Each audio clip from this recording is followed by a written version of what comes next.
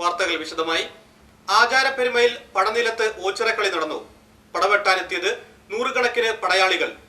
ചരിത്രത്തിന്റെ ഓർമ്മപ്പെടുത്തലായി ഓച്ചിറക്കളി മാറിയെന്ന് ക്ഷേത്രം സെക്രട്ടറി കെ സദാശിവൻ പറഞ്ഞു. ചരിത്ര പോരാട്ടത്തിന്റെ ഓർമ്മപ്പെടുത്തലായി ഓച്ചിറക്കളിക്ക് തുടക്കമായി. 2 ദിവസം പടനിലത്ത് പരിശീലനം സിദ്ധിച്ച നൂറുകണക്കിന് പോരാളികളാണ് പടവെട്ടാൻ എത്തിയത്.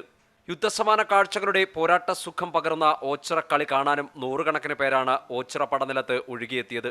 ഓച്ചിറ പടനിലത്തിനൊരു പ്രത്യേകതയുള്ളത് ചരിത്രപരമായി കായംകുളം രാജാവിൻ്റെ പടനിലമായിരുന്നു.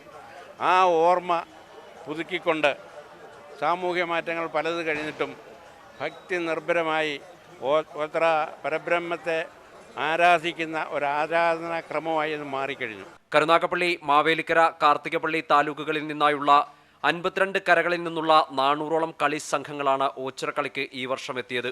പ്രാചീനകാലത്തെ യുദ്ധ അഭ്യാസമുറകൾ അന്യം നിൽക്കാതെ ഓർമ്മപ്പെടുത്തുന്ന ഓച്ചിറക്കളി ചരിത്രത്തിന്റെ ഓർമ്മപ്പെടുത്തലാണെന്ന് ക്ഷേത്ര സെക്രട്ടറി കെ സദാശിവൻ പറഞ്ഞു.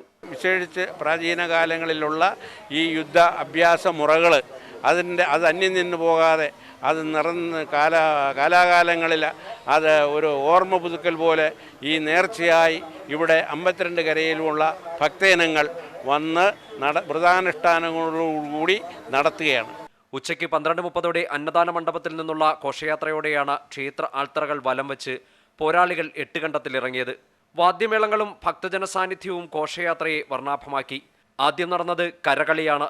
10 മിനിറ്റ് നേരം നീണ്ടുനിന്ന കരകളിക്ക് ശേഷം പടയാളികൾ എട്ടുകണ്ടത്തിന്റെ 3 ഭാഗത്തായി ഇറങ്ങി. കളിയാശാന്മാർ പരസ്പരം ഹസ്തദാനം നടത്തി കരപറഞ്ഞതോടെയാണ് പോരാട്ടവീര്യത്തിന്റെ അങ്കച്ചുവടിൽ ഓച്ചിറക്കളി ആരംഭിച്ചത്.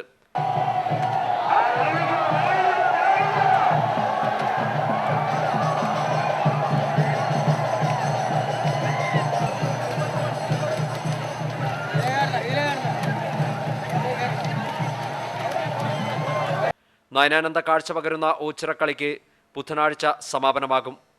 ഇതിനകത്ത് സംഘയോദ്ധാക്കളായി അതികഠിനമായ നേർച്ച നേർന്നവരും മാത്രമേ വരുന്നുള്ളൂ. ഇതിനു മുമ്പെന്ന് പറയുമ്പോൾ സമൂഹത്തിനകത്ത് ഒരുപറ്റം ആൾക്കാർ ഇതിനോടൊരു ആവേശത്തോടുകൂടി വരുമായിരുന്നു. ഇപ്പോൾ വരുന്നതെന്ന് പറയുന്നത് കഠിനമായ നേർച്ച നേർന്ന് ആ നേർച്ചയുടെ അടിസ്ഥാനത്തിൽ മാത്രമാണ് വരുന്നത്.